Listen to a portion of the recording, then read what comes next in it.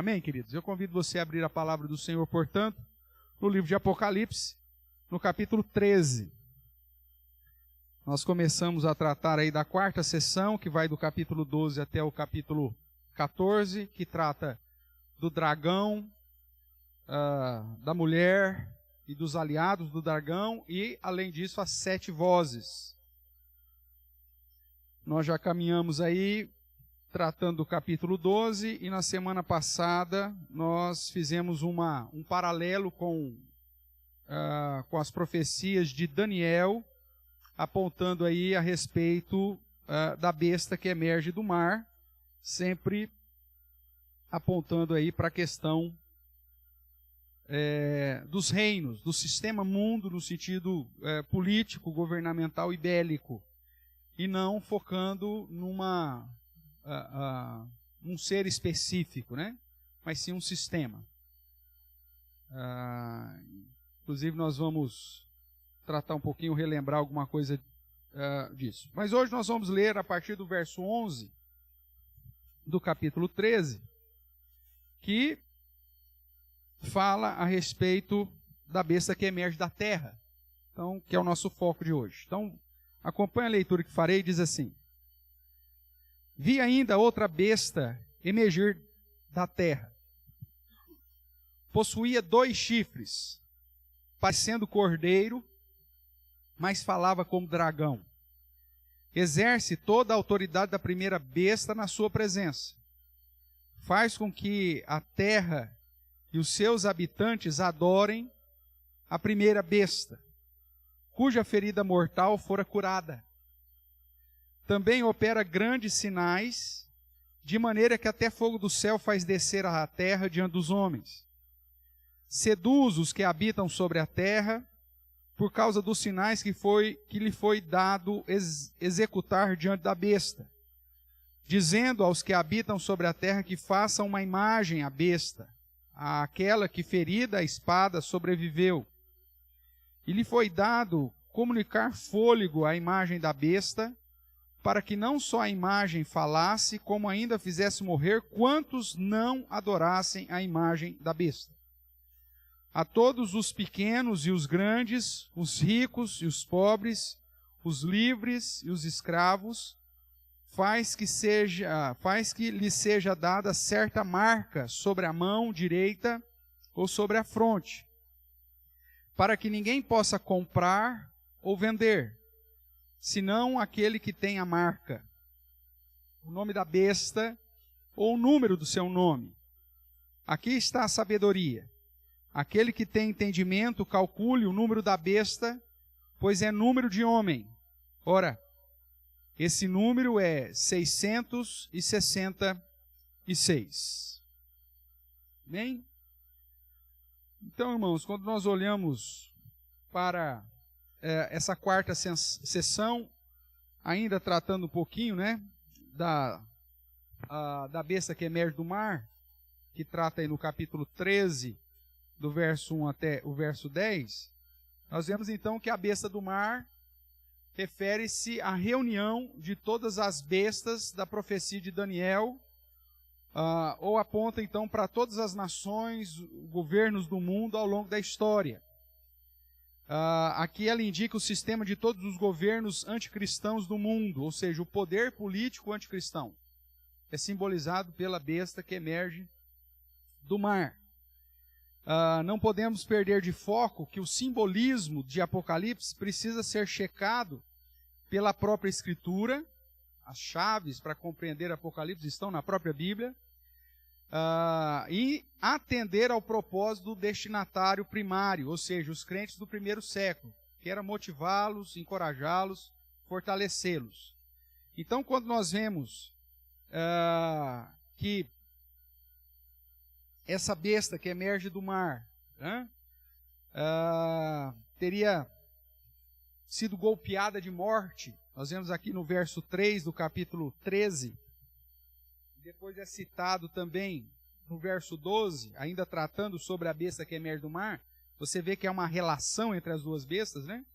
Capítulo 13, verso 3 diz assim: Então vi uma de suas cabeças como golpeada de morte, mas esta ferida mortal foi curada, e toda a terra se maravilhou seguindo a besta. Verso 12 do capítulo 13. Exerce toda a autoridade da primeira besta na sua presença, ou seja, quando a besta que emerge da terra está na presença da besta que emerge do mar, ela exerce a mesma autoridade que a primeira, ok? Faz com que a terra e os habitantes adorem a primeira besta refere-se a essa que emerge do mar, cuja ferida mortal foi curada. O que será que essa ferida, né? Uma das cabeças, nesse sentido, nós vimos que a besta que emerge do mar tem quantas cabeças mesmo? 7 cabeças. Então uma foi ferida, né? Então não é a totalidade, mas às vezes você tem na história alguns sistemas políticos, alguns governos, alguns impérios sendo golpeados.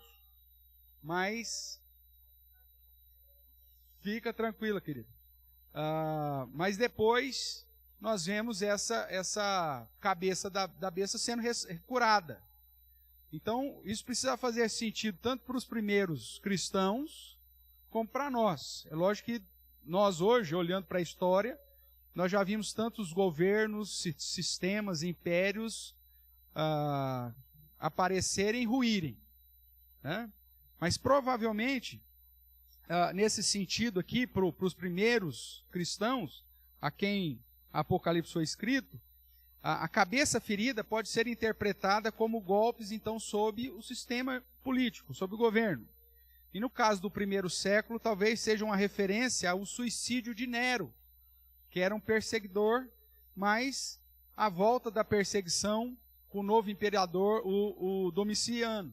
Então, os cristãos estão sendo perseguidos pelo sistema político, aí de repente uma das cabeças é golpeada com uma ferida mortal. Aí os cristãos, ufa, agora sim, agora vai ficar bom. Aí essa cabeça é curada e vem um pior do que aquele que foi ferido. Então é um sistema sobrepondo sobre os outros, mas todos os sistemas políticos têm o objetivo de ser aliado de quem mesmo? Do dragão, que é Satanás. Então, irmãos, a nossa esperança nunca vai estar no sistema político, no sistema de governo, ou em quem quer que seja que esteja na autoridade, né? Mesmo porque, mesmo que você tenha lá alguém que tema o Senhor e que tenha um princípio, ele sozinho não faz nada, porque nós estamos num sistema, e esse sistema aí é globalizado, e de uma forma ou outra, mesmo que há um alento por um determinado tempo, sempre a desgraça maior, né, volta a tomar conta de tudo. Então, aquele que fora ferido, com uma ferida mortal, acaba sendo curado. E aí a segunda besta, que nós vamos estudar hoje, ela, como é aliada de Satanás, elas servem o mesmo Deus deles, elas vão andar de mãozinhas dadas e um fortalecendo e abençoando o outro. Tudo bem? Então, nós vimos que a besta do mar, ela apresenta o período da atuação dessa besta, que faz sentido para nós aqui, né? Quando diz, no verso 5, que foi-lhe dada uma boca que proferia arrogâncias e blasfêmias e autoridade para agir 42 meses, que é justamente os 1260 dias ou os 3 anos e meio, que é repetido, que refere-se ao mesmo período aí. Demonstra que é um poder anticristão, né? O verso 6 diz que abre a boca em blasfêmias contra Deus, para difamar o nome de Deus, difamar a igreja, o tabernáculo, a saber, os que habitam no céu.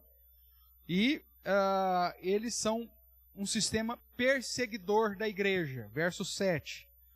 Pelejasse contra os santos e os vencesse. Tá? Recebe a adoração dos ímpios. Verso 8 diz, adorá-lo-ão, ou adorá-la-ão, né, a besta, todos os que habitam sobre a terra, mas todos, inclusive crentes? Não, aí ele vai pôr um parênteses aí, né? Aqueles cujos nomes não foram inscritos no livro da vida do Cordeiro, que foi morto desde a fundação do mundo. Então, todos aqueles que não são os crentes, os não eleitos, vão adorar a besta do mar. Ele fere e é ferido, e Deus restituirá a perseguição sofrida pelos eleitos com preservação de modo fiel. Aí vamos entrar então na besta da terra, que vai aí do capítulo 3, do verso 11 a 18, que é o segundo aliado do dragão. Nós vimos que o dragão foi lançado sobre a terra, veio com grande ira, e ele usa 3 aliados para justamente perseguir aqueles que guardam os mandamentos de Deus e têm o testemunho de Jesus, ou seja, os descendentes da mulher, os descendentes da igreja, também por um tempo ou tempos e metade de um tempo, os mesmos 42 meses. Então João vê aqui um outro monstro, uma besta, porém uma besta bonitinha, né? Um monstro bonitinho. Primeiro porque ele não tem 7 cabeças. Segundo porque ele não tem 10 chifres. Terceiro porque ele não tem boca de leão, né? Não tem pé de urso, não tem corpo de leopardo, né? Ele possui só 2 chifres e parecendo o quê? Cordeiro, um cordeirinho. Você já viu um cordeirinho? É algo feio? Não, é algo bonito, né? Todo mundo vê um cordeirinho, ai, que bonitinho, um cordeirinho. Então, essa besta continua sendo uma besta, um monstro, né? Algo terrível, mas a aparência dela engana. Ela tem a aparência de cordeiro. E quem que é o cordeiro em Apocalipse? O próprio Cristo. O cordeiro de Deus, como diz João Batista, né? O cordeiro de Deus que tira o pecado do mundo. Ou como diz Paulo, em 1 Coríntios, o cordeiro pascal. Então Jesus é o cordeiro. Quando vai apresentar o Jesus vitorioso, diz, olha, existe o leão da tribo de Judá venceu. E quando João olha, João vê quem?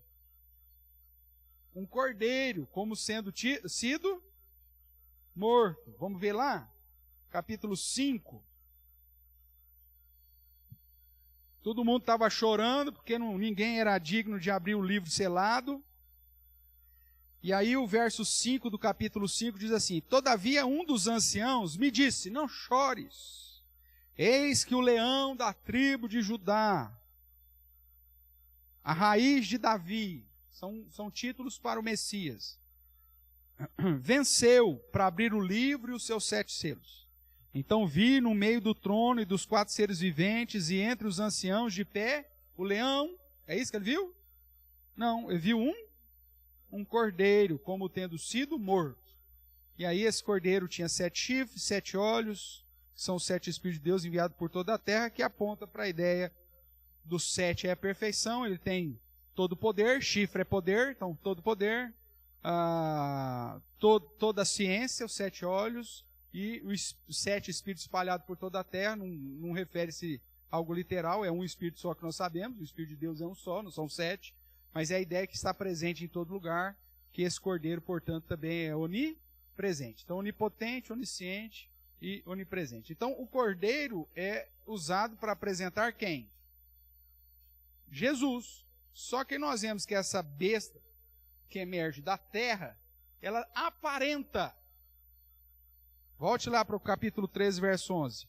Vi ainda outra besta emergir da terra, possuía 2 chifres, aparentando, tendo aparência, parecendo cordeiro. Só que ele falava como quem? Como dragão. Ele tem aparência de cordeiro, mas o ensino, a palavra, a fala dele é de quem? E quem que é o dragão? Veja no capítulo 12, o verso 9. E foi expulso o grande dragão, a antiga serpente, que se chama Diabo e Satanás, o sedutor de todo o mundo. Sim, foi atirado para a terra e com ele os seus anjos. Então, essa besta que emerge da terra, ela é mais bonitinha que a besta do mar. A besta do mar, ela não vai fazer agrado. Ela vem, impõe, determina, persegue, prende, mata, põe imposto, muda lei, faz o que tiver que fazer. Agora a besta do mar não, ela é mais aparentemente amigável.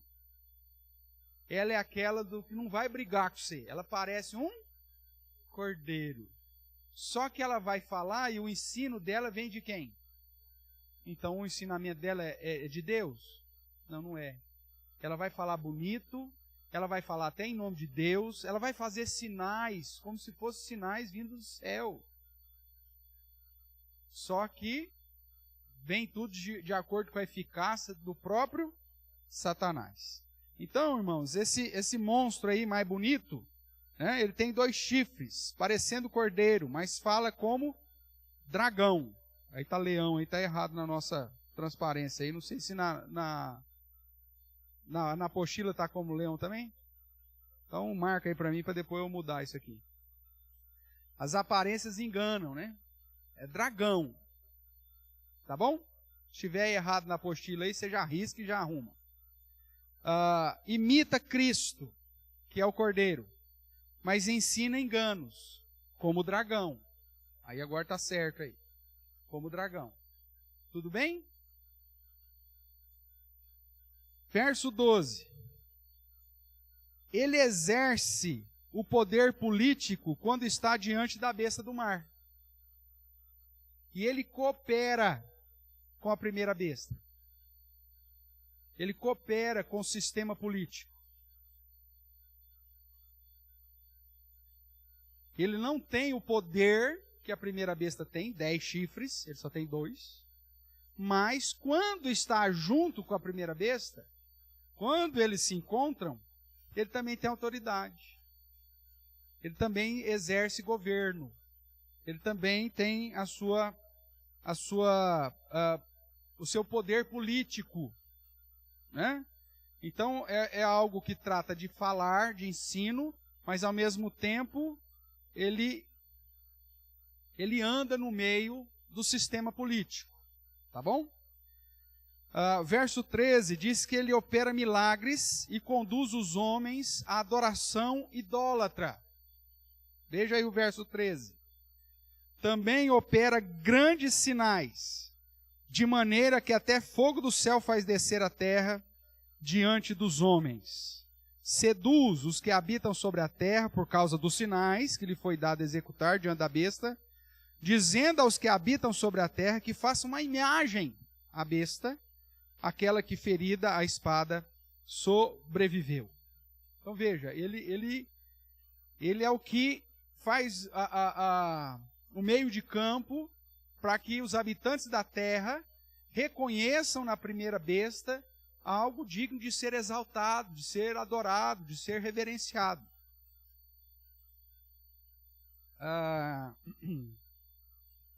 Vamos pensar no sistema político aqui. Vamos lá para trás, né? Como que era referendado, nos primeiros dias aqui ainda não, mas como que era referendado o poder político? Vamos pegar até mesmo dentro do povo de Israel, antes de Cristo. Quem que referendava o rei? Quem que ungia o rei? Quem que estabelecia o rei? O sacerdote ou um profeta. Não foi assim no caso do povo de Israel? Nas outras nações também. O poder ou o governo sobre alguém, a coroa sobre alguém, sempre foi referendada por alguém que tinha autoridade sacerdotal ou espiritual sobre o povo. É assim em qualquer civilização. Mesmo uma civilização que não tem contato com a influência helenística e romana, né? Que está lá no meio da selva ainda, um povo tribal. Você chega lá, tem o cacique, mas além do cacique tem quem? O pajé, né? Tem um nome, agora fugiu aqui. E geralmente quem referenda a autoridade para o cacique é quem? O pajé. Sempre foi assim, sempre será assim. Quando você pensa na perspectiva do período feudal, principalmente quando o chifre pequeno lá, né, cresce, derruba alguns dos outros chifres que nós estudamos semana passada, e começam a se estabelecer impérios e definir as fronteiras, né? E aí, então, para referendar alguém como rei, né? Sobre Portugal, por exemplo, quando pega os reinos lá de Castela, Aragão, foi lá organizar Portugal, quem que referenda isso? Quem que dá autoridade para dizer, o fulano, Frederico é o rei? Quem que diz? A mãe dele? No caso da Igreja Católica, o Papa. Quem que fazia isso com todos os reis da Europa? Quem que coroava e referendava a autoridade dos governos? A Igreja, né? Através da figura do sacerdote ou do Papa, que nós vimos que também exerce figura política. Ele é tanto sacerdote, mas como também chefe de Estado. Então, essa besta que emerge da terra, ela tem um poder político quando está junto com a primeira besta, e é ela que referenda a autoridade para a primeira besta, para que os habitantes da terra adorem a primeira besta, ou seja, se incline, vida longa ao rei, vida longa ao rei. E aí os cabritinhos tudo lá, adorando a primeira besta. Mas quem que determinava você se prostrar diante do rei e vida longa ao rei? A segunda besta, que era o sacerdote, que era o sistema religioso. Tudo bem? Esse sistema religioso, que é a segunda besta, ele não ensina a respeito das palavras do cordeiro. Ele tem a aparência do cordeiro, mas ele ensina o ensino de quem mesmo? Do dragão. Então ele aparenta ser de Jesus, ele aparenta ser do cordeiro, fala em nome do cordeiro, mas o ensino vem de quem? Do dragão. E ele faz sinais, opera milagres, para conduzir os homens à adoração da primeira besta. Marque aqui Apocalipse comigo, vamos para o texto que eu já trabalhei com vocês em alguns momentos, mas vamos relembrá-lo aí. 2 Tessalonicenses, capítulo 2. Nós sabemos que Paulo, não foi dado a Paulo a autoridade para revelar a nós, igreja, aquilo que ele viu. Né? Paulo teve várias experiências, foi na presença do Senhor, o próprio Jesus falou diretamente com ele, mas ele não teve autorização dos céus para trazer a revelação de tudo aquilo que ele viu. Foi dado a João depois. Mas mesmo assim, Paulo, em alguns momentos, ele dá alguns flashes daquilo que ele viu. Né? Ele não conta tudo, mas ele dá alguns flashzinhos.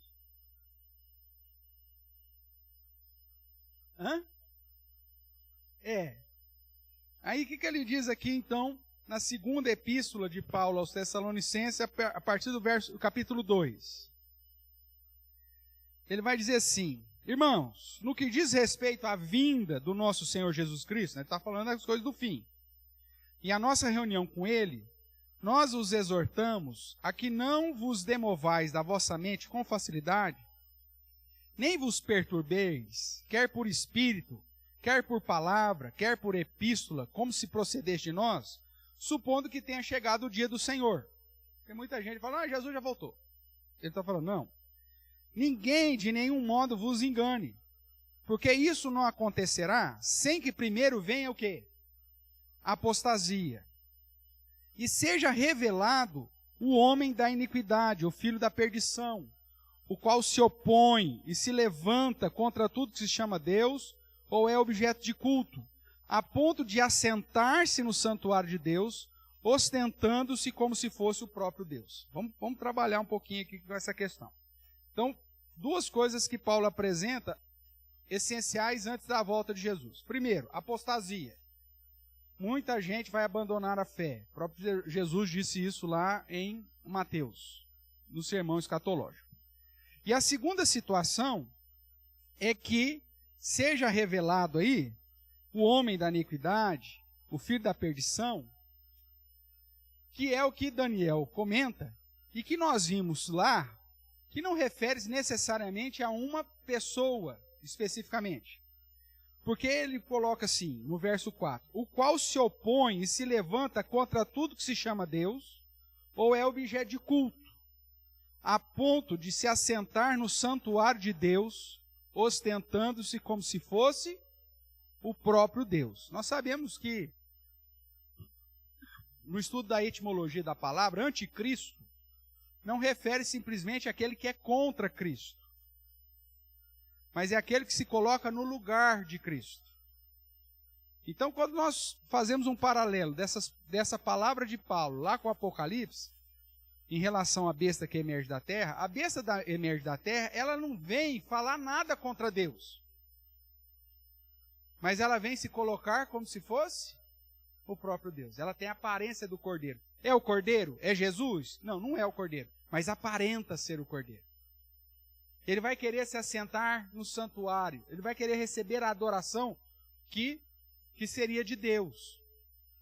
Então, esse sistema me conduz a uma adoração, não ao Senhor, mas a essa besta, a esse sistema que não se opõe necessariamente ao cristianismo. Pode até se opor, mas não necessariamente, porque o objetivo dele não é só ir contra o cristianismo, é também se colocar como se fosse no lugar dele. Porque aí as pessoas vão estar servindo a besta que emerge da terra, adorando, achando que estão servindo o cordeiro, mas na verdade está servindo quem? O dragão. Ele quer se colocar no santuário, se assentar no santuário de Deus. Então entra todo o sistema religioso que não é verdadeiramente cristão. Você pode pensar em qualquer sistema religioso, irmãos, que referenda a autoridade para a primeira besta, que exige que a gente se curve diante da primeira besta, e que age com poder, com sinais, com maravilha, como se fosse Deus, para nos aprisionar à adoração segundo o padrão da segunda besta. Então, sendo assim o mais claro possível, vamos pensar, sistemas religiosos, ok? Islamismo. Os caras referendam a autoridade política? Sim ou não? Não existe países que institulam a Sharia como sendo a única religião para te conduzir a Deus? Então o islamismo tem um viés político? Sim ou não? Sim. Ele referenda a autoridade para o sistema governamental deles? Sim ou não? Sim. Faz com que o povo se dobre diante da primeira besta? Sim. Só que ele aparece como uma besta terrível? Não, necessariamente. É a religião da submissão. Ok? Só que eles referendaram, por exemplo, o Império Turco-Otomano, que matou cristão que nem o pessoal da detetização mata aí as pragas, né? Referendou vários, o próprio Império Otomano, que permaneceu até 1918, até hoje, com as jihadis, né? Perseguem, matam cristãos em várias partes do mundo. Então, então a besta do mar é o islamismo? Não estou falando que é o islamismo. Estou falando que é sistema religioso. Mas o islamismo cumpre exatamente o que a besta da terra faz. Catolicismo. Referendava a autoridade política? Quem que punha lá a coroa na cabeça dos reis, dos monarcas? Quem que estabelecia rei lá? O Papa, a Igreja Católica. Então ela fazia o povo se prostrar e adorar a primeira besta? Sim. Mesmo quando o rei morria, todo mundo, foi uma ferida mortal. Vinha a segunda besta e colocava a coroa logo na cabeça de outro lá. O rei que morreu não tinha nem esfriado ainda, já estava a coroa na cabeça do outro. E todo mundo se prostrando. Perseguia os que têm o nome escrito no livro do Cordeiro? Tem uma tal... Voltou. Então aí, nós estamos na segunda epístola de Paulo aos Tessalonicenses. Tínhamos lido até o verso 4, onde falamos que o sistema religioso, então você pode pegar qualquer exemplo, islamismo, catolicismo, qualquer um, se aplicar naquilo que Apocalipse 13 está falando, você vai ver que ele é aplicável às características da besta que emerge da terra. Então, voltando aqui para 2 Tessalonicenses, o verso 7 agora. Com efeito, o mistério da iniquidade. Veja lá no verso 3, né? Sem que primeiro venha a apostasia e seja revelado o homem do quê? Da iniquidade. Então, o homem da iniquidade, aqui no verso 7, fala a respeito do ministério dele. O mistério da iniquidade. Já opera. E aguarda somente que seja afastado aquele que agora o detém. Nós vamos ver isso lá no final de Apocalipse, que tem um anjo lá segurando as coisas até o número dos eleitos se cumprir para o tem degringolado de vez e aí as coisas acontecer. Então, verso 8. Então será de fato revelado o iníquo, a quem o Senhor Jesus matará com o sopro da sua boca e destruirá pela manifestação da sua vinda. Ora, o aparecimento do iníquo é segundo a eficácia de quem? Eficácia de Satanás. Quem que a besta da terra serve mesmo? Satanás, o dragão. É segundo a eficácia dele. O que mais? De que forma? Com todo? Então vai ter sinais, milagres, prodígios? Vai. Só que feito por quem? Por Deus? Não, por Satanás. Então a besta que emerge da terra, ela vai realizar milagres, irmãos. Ela vai realizar sinais que as pessoas vão falar, isso só pode ser de Deus. Você chega aí nesses sistemas religiosos, aí você vai lá nas salas dos milagres. Já foi em algumas dessas catedrais, dessas abadias, dessas paróquias e tal? Nunca foi? Puxa vida. Né? Eu lembro quando era menino pequeno, né? Fui levado até Trindade de Goiás. Olha só, hein? Chegamos lá em Trindade de Goiás, eles já tinham construído uma vasilha nova, porque a pequenininha lá já não estava servindo para nada. Aí alguém pegou a imagem lá do santo da capelinha, levou lá para a capelona, para a grande basílica. E aí, no outro dia, a imagem apareceu de novo lá na igrejinha pequena. O santo não quis mudar de igreja. Oh, foi milagre. Aí criou toda essa expectativa. E aí tem uma sala lá, chamada Sala dos Milagres. Você chega lá, se o pessoal da Sala dos Milagres, dessa turma aí, doasse as cadeiras de roda que... Milagres, irmãos. Milagres e mais milagres estão acontecendo. Você fala, nossa... E aí você fala assim, e o pessoal agora está guardando os mandamentos de Deus e o testemunho de Jesus por causa desses milagres. Tá ou não? Não, não tá. Continua servindo aos seus próprios ídolos. Continua vivendo, adorando a ídolos de madeira, a ídolos de pedra, de metal. Continua fazendo isso.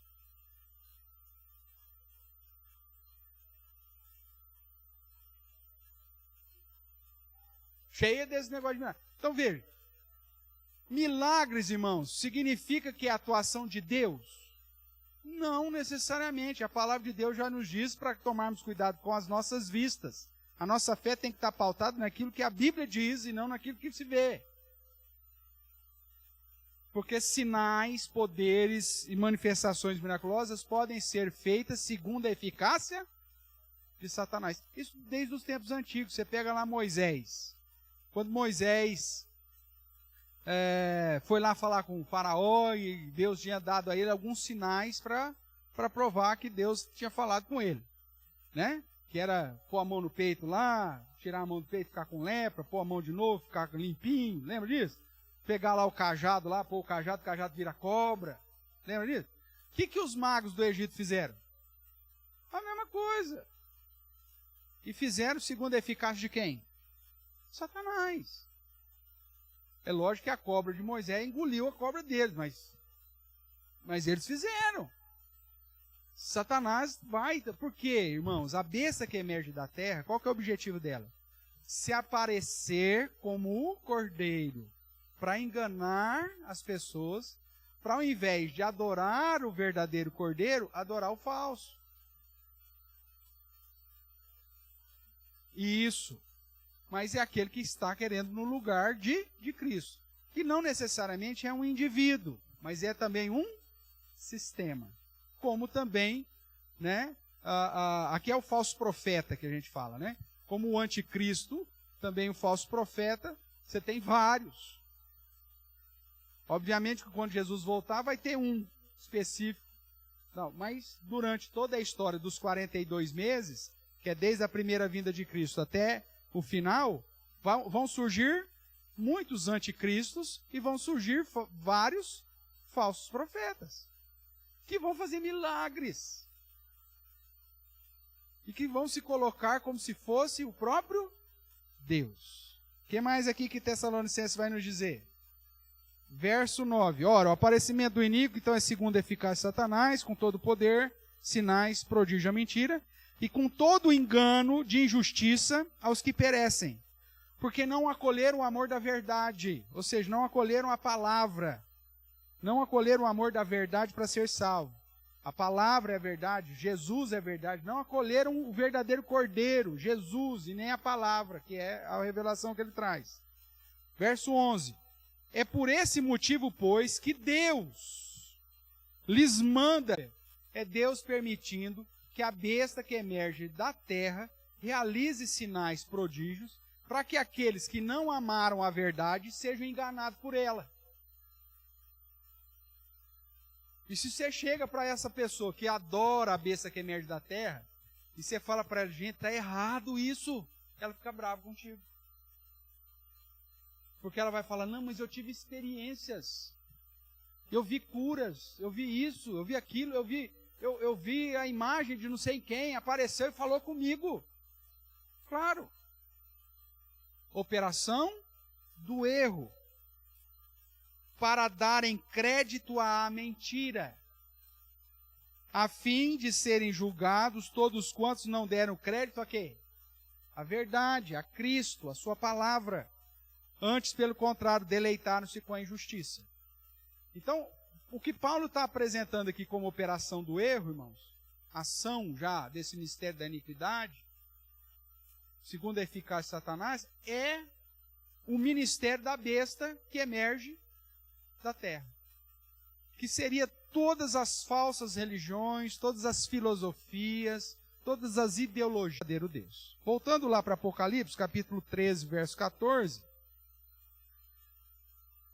você vai ver que o objetivo dessa besta que emerge da terra é te conduzir a adorar a primeira besta, a se prostrar diante do governo. Verso 14 diz assim, ele seduz os que habitam sobre a terra, por causa dos sinais que lhe foi dado a executar diante da besta, dizendo aos que habitam sobre a terra que façam uma imagem à besta, aquela que ferida a espada sobreviveu. Então, eles vão andar de mãos dadas, né?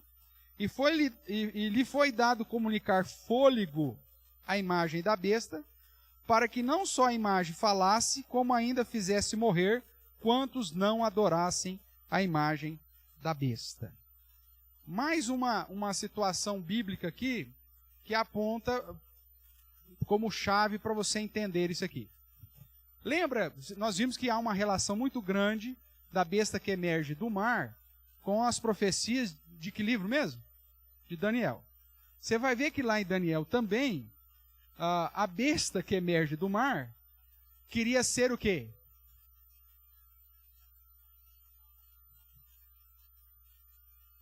Adorada. que Nabucodonosor queria? Nós vimos que ele mandou fazer, ele tinha tido o sonho lá da imagem, onde ele era o cabeça de ouro. Ele falou, não, eu não sou o cabeça de ouro. Eu sou o todo de ouro. Aí ele mandou fazer uma estátua inteira de ouro. Olha que miserável, cara. A besta que emerge do mar querendo ser adorada. E obviamente que tinha lá os representantes da besta que emerge da terra, fazendo com que todo mundo adorasse a primeira besta. Né? Ah, pastor, mas isso aí é lá antes de Jesus. Lembre, Apocalipse trata daquilo que era, do que é e do que será. Né? Então, passado, presente, futuro. Então, aí que acontece? Só que lá na Babilônia só tinha um dos mistérios. Daniel está lá onde? Ninguém sabe, já estava trabalhando em outro lugar. Mas ali na passagem você tem os 3 crentes da vez. Quem são? Mesaque, Sadraque e Abednego. Os amigos de Daniel. Fizeram a estátua e falou, ó, vai tocar a trombeta e todo mundo tem que fazer o quê? Se curvar, adorar. A ideia era adorar, se curvar. Mesmo Daniel também, né? Você vai pegar. Chegaram para ele, ó, agora só pode orar para o imperador. Quem adorar para outro Deus vai ser morto. Lembra disso? A besta do mar, a besta da terra, fazendo com que todos os habitantes adorem a besta do mar. Aí os 3 crentes lá se dobram? Não. Qual que foi a punição deles? Fornalha, morte. Deus os livrou, obviamente, maravilha. Porque isso lá era só para representar. Agora hoje os crentes são jogados na fornalha e morrem.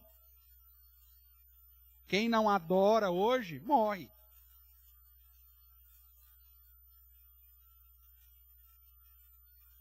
Como que foi no Império Romano? César é o Senhor.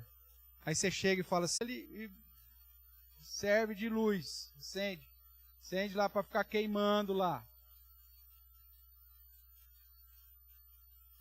Lembra disso? Verso 15. E foi-lhe dado comunicar fôlego à imagem da besta, para que não só a imagem falasse, como ainda fizesse morrer quantos não adorassem a imagem da besta. Lá na Babilônia foi a imagem de ouro lá. Quem não se prostrava, pena de morte. Foi a oração. Quem não orasse para o imperador, orasse para outro Deus, pena de morte. E assim na história, irmãos, você vai ter sempre essa relação religiosa, referendando a autoridade para o sistema político governamental, e quem não se enquadra, morre. Perseguição. Sempre vai ser essa luta. Agora, a grande diferencial é que em nenhum momento a palavra do Senhor chama os cristãos e fala assim, então vamos para o pau. Tem algum momento que diz? Não. Você vai manter fiel, você vai fazer o que você tem que fazer, mas se te pegarem, te levarem para a fornalha, ou para a cova dos leões, ou para o Coliseu, ou seja, os outros estão morrendo, inclusive, justamente porque se levantam e não querem adorar a besta que emerge, referendada pela besta que emerge da terra. Imagina um cristão da Coreia do Norte lá. Chegar lá na praça lá, que tem a foto do lá, das contas lá. E falar, Jesus é o Senhor. O que vai acontecer com esse carinha? Acabou, já era. É o jeito mais fácil de você encontrar Jesus. Você ir num contexto dele e defender sua fé no Senhor. Por isso que Paulo diz, no contexto de Coríntios, que ainda era tranquilo, mas já era de perseguição, que só pelo Espírito Santo de Deus alguém pode dizer que Jesus é o Senhor. Não num contexto igual ao nosso, mas num contexto de perseguição, o imperador romano exigia que você declarasse Ave César, César é o Senhor, você falava, Jesus é o Senhor, só se você for muito crente mesmo. Só pelo Espírito Santo de Deus para você fazer um negócio desse. Por quê? É pena de morte. Tudo bem, irmãos, até aqui? Então, aí para terminar essa ligação, o sistema, então, da besta que emerge da terra vai apontar para a adoração do sistema da besta que emerge do mar. O verso 15 vai dizer que ela persegue os fiéis que não adoram a imagem da besta. O que mais? Verso 16. A todos, vai perseguir a todos, os pequenos e os grandes, os ricos, os pobres, os livres e os escravos. Tudo bem? São 6 grupos aí de pessoas. Por isso que é o 666 lá na frente, você vai entender que é número de homem. Que é o que ele já tinha dito também lá atrás, né? A respeito, quando vem a destruição sobre os ímpios, né? Ele também apresenta lá aos reis, às autoridades, aos nobres, tarará, que é também uma postura relacionada à sexta trombeta, né, aos 6 tipos de homens, ou de classes de homens, e por aí vai. Tá? Então é sempre essa a ideia. Aí vamos lá. Então, veja. Persegue os que adoram. O verso 16 aí vai nos apresentar que todas as pessoas, sejam pequenos, ricos, ou grandes, ricos, pobres, livres e escravos, a besta que emerge da terra força com que todos esses grupos de pessoas seja marcada, receba e seja dada certa marca sobre a mão direita ou sobre a fonte, ou a fronte, para que ninguém possa comprar ou vender, senão aquele que tem a marca, o nome da besta ou o número do seu nome. Aí o verso 18 diz, aqui está a sabedoria, aquele que tem entendimento calcule o número da besta, porque é número de homem, e ora, esse número é 666, ou o 666, como todo mundo chama atenção aí, tá? Então, para aqueles que seguem a interpretação cronológica literal, eles estão esperando um determinado momento em que a besta vai, então, surgir e dizer o seguinte, você vai ser marcado agora. Todo mundo vai uma marca na mão direita ou na fronte. Tá? Então, está todo mundo tranquilo, porque você não chegou ainda, né? E, então, vida que segue, está longe de acontecer, então, vamos que vamos, vamos que vamos. Aí alguns já falam, não, já tem. Já tem a marca da besta. Aí o pessoal já fica com medo. Aí, de vez em quando, surgem aí uns pregadores da marca da besta, fazendo um itinerário aí, né, no mundo inteiro, saindo por igreja em igreja, para falar que descobriu qual que é a marca da besta. Essa marca, então, que é dita aí, ó, é a marca sobre a mão direita, que na visão bíblica, lembra que a palavra de Deus diz que as chaves, né, eu já te disse aqui, que as chaves de interpretação do Apocalipse estão na própria Bíblia?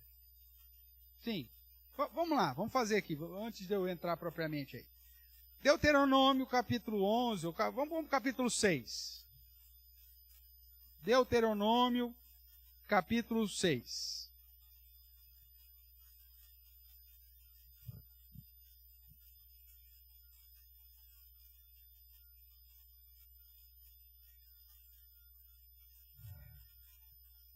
Vamos aí no capítulo 6, depois se você quiser também, você pode dar uma olhada lá no capítulo 11, vai repetir.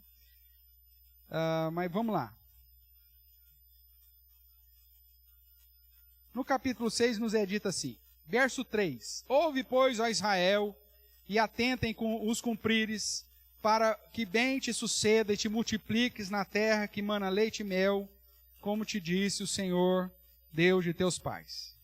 Então, para ter prosperidade, para se multiplicar, a ideia de bênção, inclusive material. né? Multiplique-se na terra que mana leite e mel. Tudo bem? Verso 4. Ouve, Israel, o Senhor nosso Deus é o único Senhor. Amarás, pois, o Senhor teu Deus de todo o teu coração, de toda a tua alma e de toda a tua força. Essas palavras que hoje te ordeno estarás na onde? No teu coração. O que significa isso, irmãos? Nós vamos interpretar isso literalmente, tá? Vamos imaginar que seja literalmente. Você tem que pegar a palavra de Deus e colocar na onde? No teu? É literal? É lógico que não é literal. Se fosse, ao tentar fazer de uma maneira literal, Apocalipse também não. Tudo bem? Então tá, mas você vai atar no seu coração. O que significa isso? Você vai pôr no seu interior. Isso tem que fazer parte da sua essência, da sua vida. Guardar a palavra do Senhor no seu coração significa que isso tem que fazer parte da sua essência. Tudo bem? Tudo bem. O que mais? As palavras que hoje te ordeno estarão no teu coração. Verso 7. Tu as inculcarás no teu filho. O que significa isso? Literalmente, é abrir a cabeça dele e pôr uma Bíblia lá dentro. É literal isso aqui para você fazer? Significa que você vai ali, ó, ensinar constantemente. Quantas vezes, pastor? Até você morrer. Você vai falar, meu amigo. Inculcar até você ver. Até hoje ele sai de casa sem levar o guarda-chuva. E quantas vezes você falou para ele levar o guarda-chuva, dona Gertrudes? Leva um agasalho. Leva o guarda-chuva que vai chover. O menino tem 52 anos, sai de casa ainda e esquece o guarda-chuva. Você deixa o guarda-chuva pendurado assim, perto da porta pro infeliz. Pro Juninho, guarda-chuva tá aqui, Juninho. Leva que vai chover. O Juninho sai, aí você escuta o portão, pá! Aí você olha, o que tá ali pendurado? Guarda-chuva. Dá 20 minutos, cai o pé d'água. Você não inculcou ainda. Você vai ter que continuar falando com o Juninho, até ele entender. Inculcar é você falar quantas vezes for necessário. Não é colocar dentro da cabeça. Tudo bem? Inculcarás a teus filhos. E delas falarás, assentado em tua casa, andando pelo caminho, ao deitar-te, ao levantar-te. Verso 8, presta atenção. Também as atarás como sinal. Onde? Na tua mão. Então vamos lá, literalmente. O que você vai fazer? Você vai chegar em casa, pegar uma caneta ou vai lá num tatuador e pede para o cara começar a escrever. Vai escrevendo. Até onde der. É isso que é para fazer? É lógico que não é. Nem cabe. O que significa colocar as suas ações, seus fazeres, aquilo que você faz? Mão é sinônimo de realização, de trabalho, de ação. Você não fala assim, fulano é minha mão direita, esse é meu braço direito. Significa que ele te ajuda a fazer o quê? A dormir? Não, ele te ajuda a fazer alguma coisa. Então, mão é sinônimo em toda a Bíblia de ação. Tudo bem? Então, colocar a palavra como sinal na tua mão é colocar a palavra de Deus nas suas ações. O que você faz tem que ser de acordo com a palavra de Deus. Não é fazer igual o judeu fez. Faz uma fitinha lá e pega e amarra na mão. Estou com a palavra na minha mão direita. Está lá enroladinho lá. Não é isso. Tá, vamos chegar lá. Tudo bem? Então, colocar a palavra como sinal da mão é um símbolo para dizer que as suas ações, as suas atitudes, as suas realizações têm que estar em concordância com a palavra de Deus. Continuemos aqui. Verso 8 ainda. Também a tua mão e te serão por frontal em fronte, ou frontal entre os olhos. É a mesma ideia. O que o judeu fez? Pegou lá, escreveu parte de Deuteronômio, pôs numa caixinha e continua vivendo em pecado, o miserável. Adiantou alguma coisa? É isso que Deus mandou? Você andar com a caixa no meio da testa? Isso. O que o judeu faz? Vai lá e escreve uma cláusula da porta. Então ele entra e toda hora ele põe a mão lá no trem lá. Só que entra para dentro de casa, briga com a mulher, bate todo mundo. É isso? Não. Então, toda a palavra de Deus me aponta para esse sinal na mão e na fronte com ações e pensamentos. Então, a interpretação correta lá de Apocalipse 13, quando diz que a besta que emerge da terra vai forçar aqueles que não guardam a lei do Senhor e não guardam o testemunho do Senhor, que recebam a marca da besta, e recebam na mão direita, ou na fronte, ou sobre a fronte, indica, irmãos, as suas ações, as suas realizações, os seus pensamentos, a sua vontade, os seus desejos, a sua razão. Receber a marca da besta é mais fácil do que você imagina. E tem muito crente que pensa que é crente, mas que na verdade tem a marca da besta. Porque as suas ações, as suas realizações não estão de acordo com a palavra de Deus, mas está de acordo com o ensino da besta que emerge da terra, que te conduz a ser submisso à besta que emerge do mar. É como se Daniel falasse assim, tudo bem, não vou orar essa semana. E que mal tem eu falar para o imperador só para satisfazer a vontade dele? Porque se eu desobedecer, eu não posso mais comprar, vender, ou seja, eu não posso viver, eu vou morrer. O que tem? Né? Eu só ajoelhar na hora que tocar a trombeta diante da estátua. Deus sabe do meu coração. A gente dá um jeitinho ainda. Deus sabe do meu coração. Senhor, eu estou me prostrando diante dessa imagem, mas o meu coração está prostrado diante do Senhor. Miserável. É para você dar testemunho na sociedade. É para você fazer. Não estou pedindo nada para ninguém. Aí eu vou lá, entro com os documentos, vou pagar tudo que eles estão falando, aí chega o funcionário do banco.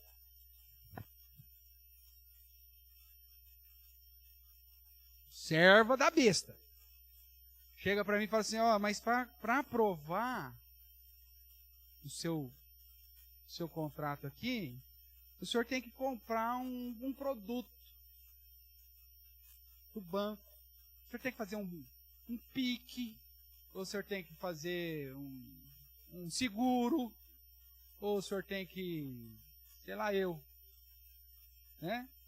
Fazer alguma coisa. Mas eu não quero isso não. Então vai negar.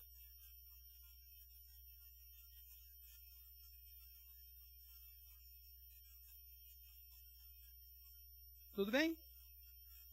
Aí você fala assim, é venda casada, não é nada legal, que vai não sei o que, tarará, tá, então faz um seguro de vida, porque pelo menos eu morrer, a mulher não perde a casa. Pronto. Tá lá. Pronto. Só que, esse é um exemplo. Você vê que não tem nem nada muito ilícito, explícito nesse negócio. Mas, irmãos, quando você pensa no mundo ímpio, debaixo aqui do sistema da besta que emerge da terra, tá aí a Odebrecht, que serve de um grande exemplo dos nossos dias. Tinha como esses caras fazer qualquer obra, em qualquer lugar, não só do Brasil, mas onde fizer, sem as pessoas pagar propina? Não tinha. Que você, que é um cara crente, você trabalha numa empresa, aí a diretoria da sua empresa fala assim, olha, nós fizemos aqui 3 orçamentos, só que nós vamos fazer com a Odebrecht.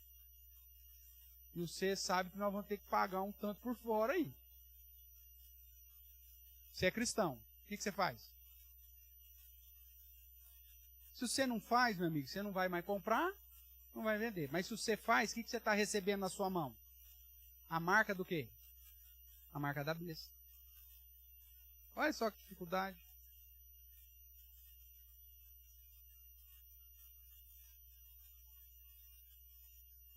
Você vende o seu Fusquinha. Aí o cara que vai comprar fala o seguinte, ó, eu te pago. Você está pedindo quanto? Não, eu quero 5 mil no Fusquinha. Eu te pago 6. Mas você assina um recibo de 8. Vou te dar 1.000 a mais, mas você assina o recibo aí como se eu tivesse pago 8. Aí você fala, vou ganhar 1.000 a mais mesmo? O que é isso, irmão? Marca da besta. Porque você fala, não, eu não vou assinar o recibo de 8 mil. Ele fala, então eu não vou comprar mais seu Fusquinha. Você não compra e nem vende mais. Porque isso que refere-se marca da besta. Ou você tem o código moral bíblico, como servo de Deus, ou você está do lado da besta. E isso, irmãos, é extremamente complicado. Vamos lá, o cara exemplo, o cara é juiz dos Estados Unidos. Aí o governo fala assim, a partir de hoje os juízes têm que fazer casamento homossexual, homoafetivo. Aí o cara é juiz. É uma determinação, é lei. Ele tem que fazer. Ou ele deixa de ser juiz. Isso vai prejudicar a compra e a venda dele? Vai, irmãos.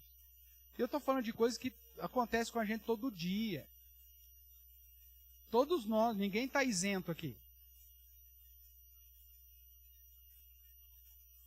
Você faz um orçamento qualquer aqui para a igreja. O infeliz, ele não entende, ele acha que a igreja, a aliança é igual a qualquer. Ele fala assim, o senhor quer com nota ou sem nota? Não é assim, Paulo? Aí você fala, não, meu amigo, aqui é tudo com nota. Ah, então o preço é outro.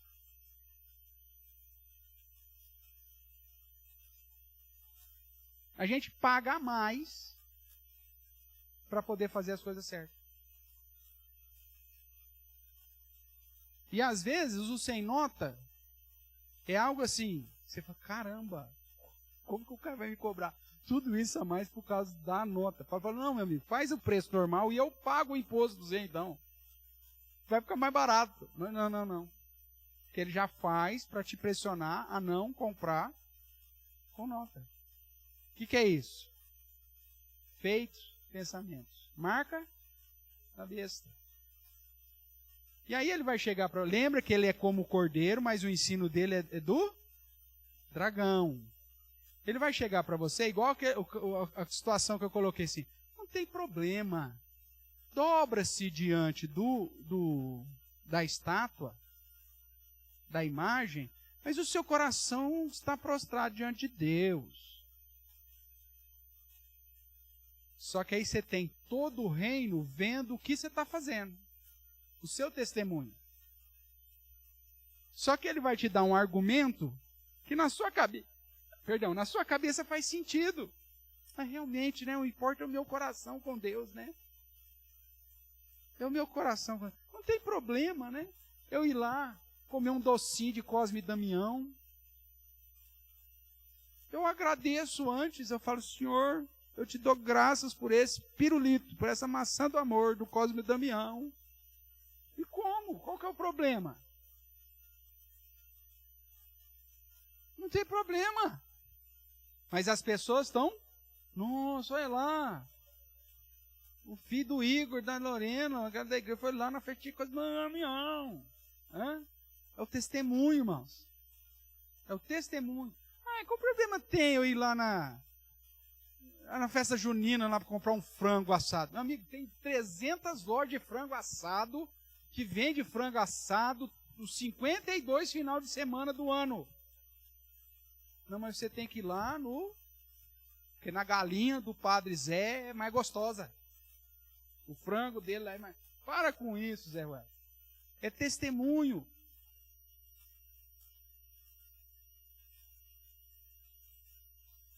Ou então, tatos. A maioria dos meus clientes não são crentes. Então eu preciso fazer a boa sociabilização. Então aí um cliente meu falou assim, ô rapaz, vou dar uma festinha lá em casa, tal, não sei o que, brará. Você é meu convidado, meu advogado, você é meu convidado. Aí vai lá uma festinha, a farofa lá do seu amigo. Tá? Festinha da farofa. Aí você fala, caramba, se eu não for na farofada do cara, ele vai procurar outro advogado. Então, só vou beber socialmente, viu, pastor? Eu vou lá, tá todo mundo lá na suruba, mas eu só tô na Cuba. Só vou ficar na Cuba, pastor, socialmente.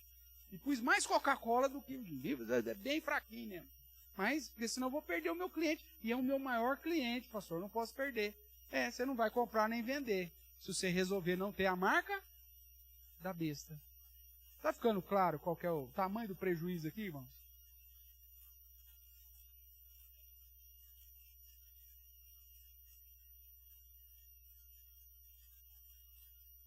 Aí você fala assim, mas eu, graças a Deus, não faço isso. Quer ver um exemplo? Você sabia que você contratou um jardineiro para fazer um servicinho na sua casa lá? Você tem que pagar o imposto sobre o serviço dele?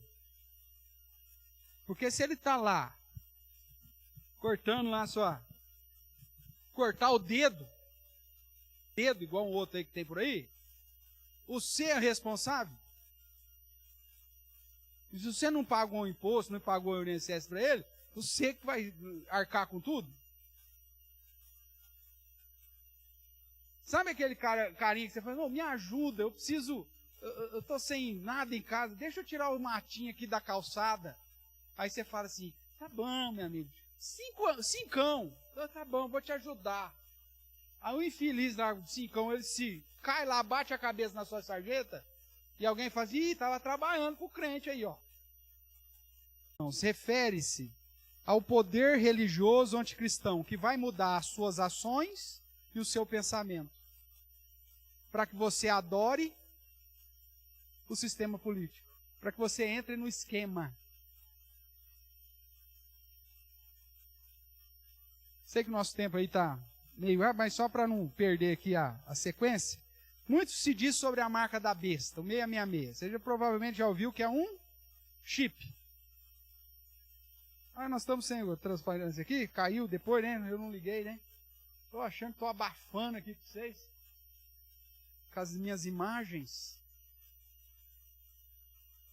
E deixa eu ligar aqui de novo. Lá na transmissão tá ok, né, Samu? Eu estou sem bateria aqui, o meu caiu, acabou também. Tá, Samu? Na transmissão tá ok? Samuel tá dormindo, mais ou menos. Não, mas você tá passando o slide aí. Então tá bom. Tá ruim aqui, mas tá vendo o dedinho lá? O chipzinho? Tem uma mão lá com o chipzinho assim, ó. Tamanho de um grão de arroz. Já existe. Tem gente que já implantou o chip. Alguém já diz, a marca da besta é o chip. Que vai ser na boca, vende tudo. Meu amigo, se fosse isso, é só tirar para você ir para o céu. Eu acredito, inclusive, que se acontecer esse negócio de chip, vai facilitar muita coisa, porque ninguém vai perder mais a carteira e ninguém vai roubar você. Para te roubar, o cara vai ter que cortar a mão. Tá? Então, se porventura chegar numa situação que aconteça isso, eu não vejo com nenhum problema. Isso para mim não é a marca da besta. Porque pela chave que a Bíblia me apresenta da marca da besta, não é um chip. Que seu cachorro provavelmente já tem, que seu gato certamente já tem. Né? Os cavalos, tem, aqui a cidade é obrigatória, aqui cavalo também? Mar, sabe se tem? Põe perto do pescocinho assim do cara, põe o chipzinho lá, já sabe quem que é o dono, se está vacinado, tararara. Aí, se você falar que o chip meu Deus do céu, vai ter um monte de crente que não vai dormir essa noite. Porque os pets tá tudo com chipado já. Aí fala, o Totó não vai pro céu, pastor. Não vai. Recebeu a marca da besta. O Lulu não vai? Não vai. Se ele recebeu o chip, se ele foi castrado e recebeu o chip, já era. Vamos lá, o que mais? Além do chip. Você provavelmente já ouviu falar que a marca da besta era o código de barra. E que essas duas barras iniciais do meio e as últimas, que não tem número nenhum, e o A, em babilônico, é 6. É como se alguém dissesse aqui, ó, o V em romano, o S em marciano é 6. O A em jupiteriano é 6. Então, 666. Rapaz, a gente tem que... Neopentecostal é criativo pra caramba. Olha, não, tem que tirar o chapéu para a criatividade dos caras. Porque cada um... Agora, o último é que a marca da besta é o Pix. Porque se você coloca de trás para frente, vira chip. Com X, tudo bem, mas erro tal, mas é chip. Então, Pix virou chip. Marca da besta. Então, não pague, né? Se você recebe com Pix, Nájera, seus bolos lá, você está recebendo com Pix. Né? É marca da besta. Para com isso. É o seu jeito de realizar as coisas, o seu jeito de pensar. É você se prostrar diante desse sistema que diz para você negar o seu Deus. É você se prostrar diante desse sistema onde a Bíblia diz para você claramente o que pode e o que não pode, e você fala assim, não, mas no meu coração eu posso. Não, Deus conhece o meu coração. Meu amigo, cristianismo não é o que está no seu coração. Cristianismo é aquilo que você brilha diante dos homens. E se a sua luz não conduz esses homens, mesmo os ímpios, a glorificar o Pai no céu, então você está errado. Você não tem luz. Você tem a marca da besta. Tudo bem até aqui? Então tudo não passa de devaneios, irmãos. Como nós vimos lá em Deuteronômio 11 também vai dizer a mesma coisa lá de Deuteronômio 6, só para a gente finalizar aí. Deuteronômio 11, 18, vai dizer, né? Casa do Criador, que era a empresa que eu tinha lá em Jabuticabal. 666, tá vendo, irmão? Por isso que eu tenho que vender essa porcaria e voltar para o ministério. Pastor Edir Macedo, 666. Gente, você vai atribuir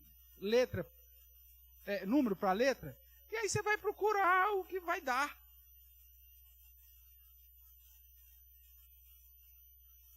Isso é gematria. Muita gente vai, então, para descobrir. Então, pega lá o chapéu do Papa, que está escrito vicário, não sei das quantas. Aí faz a gematria, 666. É o Papa, então, a besta. São as suas ações e o seu modo de pensar. Quando você se dobra ao sistema, negando a sua fé e o testemunho do seu Deus, você recebe a marca da besta, seja nas suas ações, ou seja no seu modo de pensar. Hoje tem um monte de cristão com modo de pensar mundano. Seguindo as ideologias desse mundo, as doutrinas falsas, ensinamentos falsos. Isso é marca da besta. Semana que vem a gente continua para o 14. Alguma pergunta até aqui, irmãos? Tranquilo?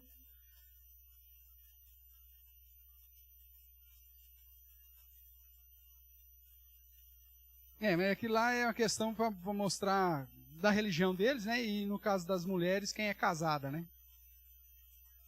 Tem alguma pergunta aí, Samuel, no grupo?